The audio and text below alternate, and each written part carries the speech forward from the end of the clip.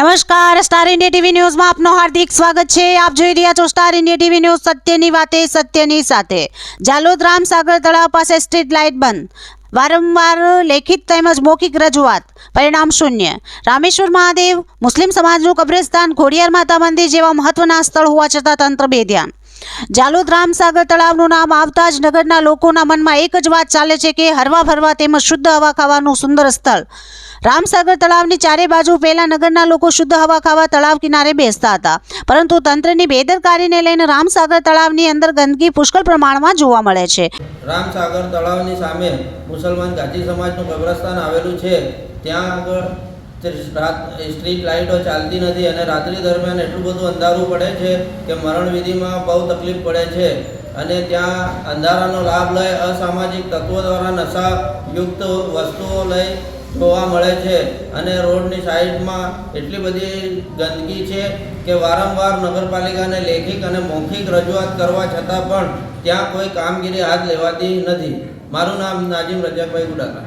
તેમજ તંત્ર આ અંગે સતત નગરની ઉપેક્ષા કરતું હોય તેવું લાગી રહેલ છે। રામસાગરના તટ પર હિન્દુ સમાજનું રામેશ્વર મહાદેવ મંદિર અને ખોડિયાર માતા મંદિર પણ આવેલ છે, તેથી સાંજના સમયે નગરના લોકો મંદિરમાં દર્શનાર્થે પણ જતા હોય।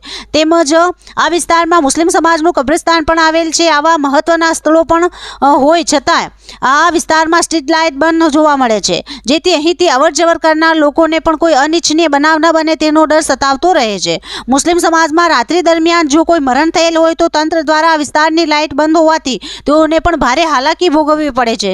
મુસ્લિમ સમાજના કબ્રસ્તાનની સામે કચરાનો ડુંગર આવેલ છે, તે પણ કેટલી વાર માર્ગ પરથી હટાવવા માંગ કરેલ છે, પરંતુ તંત્ર આ અંગે કંઈ કરવા ઈચ્છતું ન હોય તેવું નગરજનોને લાગી રહેલ છે। સ્ટ્રીટ લાઇટના બંધ હોવાને લઈને કેટલાક અસામાજિક તત્વો અહીંયા બેસી નશાકારક વસ્તુનું સેવન કરતા પણ લોકોને નજરે પડેલ છે। નગરમાં આવેલ સુંદર તળાવના કિનારે રાત્રિ દરમિયાન નગરના લોકો તળાવના કિનારે ફરવાનો આનંદ પણ લેવા જતા હોય છે, પરંતુ લાઇટ બંધ હોવાને કારણે એકલા વ્યક્તિને આ વિસ્તારમાં ફરવા જતા ડર લાગતો હોય છે। હાલ તો નગરજનો એમ જ ઈચ્છે છે કે સ્ટ્રીટ લાઇટ ચાલુ થાય, તળાવ સ્વચ્છ રહે, તેમજ આ વિસ્તારમાં જે કચરાના ઢગ છે તે સાફ થઈ જાય। હવે જોવાનું રહ્યું કે તંત્ર આ મામલે કેટલી જલ્દી આળસ ખંખેરી નગરના હિત માટેનું આ સુંદર કામ કરે છે। Star India TV news, Jhalod reporter Pankajbhai Pandit, જિલ્લા દાહોદ।